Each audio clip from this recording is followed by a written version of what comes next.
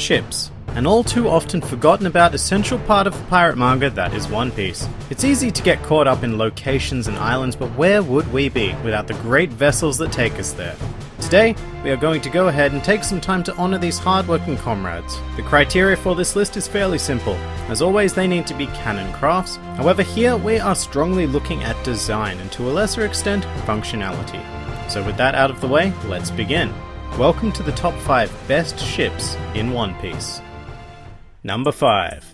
Coffin Boat.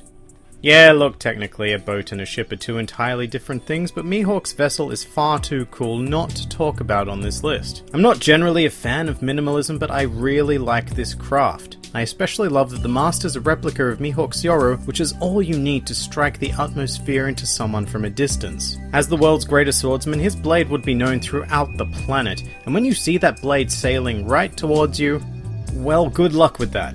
And just the idea that this boat is capable of sailing the Grand Line and presumably the New World is mind-boggling. I'm assuming that's entirely because of Mihawk being its navigator, but it's a very cool idea that really effectively displays that this extraordinarily harsh world is just a big old playground for whoever chooses to sail with this vessel. But despite all that praise, this boat is no ship, and so I can't bring myself to place it higher than the number 5 spot. Number 4. Queen Mama Chanter.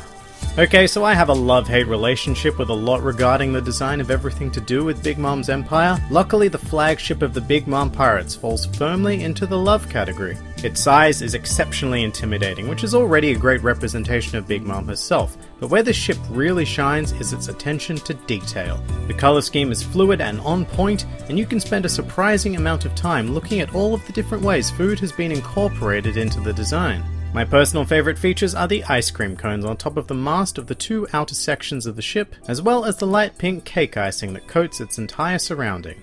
Also worth noting, this ship is alive. It's a homie created by Big Mom, so that is pretty cool. I mean, it's debatable about whether or not all ships in One Piece are actually alive. The Going Merry definitely had some sort of existence about it, but the Queen Mama Chanter is most definitely alive, and it enjoys singing. What a cool ship. Number 3. Moby Dick.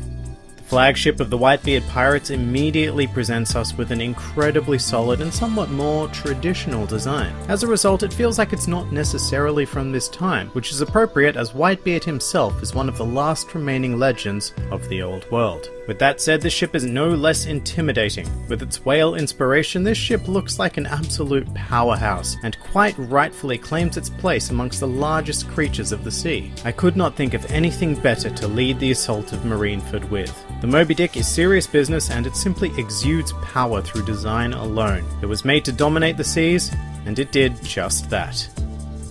Number 2. Shark Superb. Say what you want about Arlong being one of the most evil beings in One Piece, but he has impeccable design taste at the very least. His Jolly Roger ended up topping the best Jolly Roger list I did, and his ship, the Shark Superb, has also done incredibly well for itself. Yeah, it's not as simple and sleek as the Coffin Boat or as detailed as the Queen Mama Chanter, and it's definitely not the powerhouse that is the Moby Dick, but this is just a beautiful ship. Everything from the figurehead to the sails is crafted in such a precise and purposeful way that it feels like a complete design. And it's also very effective in striking fear into those who are viewing the vessel. I mean, I sure as hell do not want to be chased by this thing. Number 1. Thriller Bark. Alright, this is a rare occasion, guys. This is more than likely going to be the only time you are going to hear the words Thriller Bark and Number 1 uttered in the same sentence by me, but here we are. Thriller Bark is an island ship, and what I mean by that is that it was an island converted into a ship.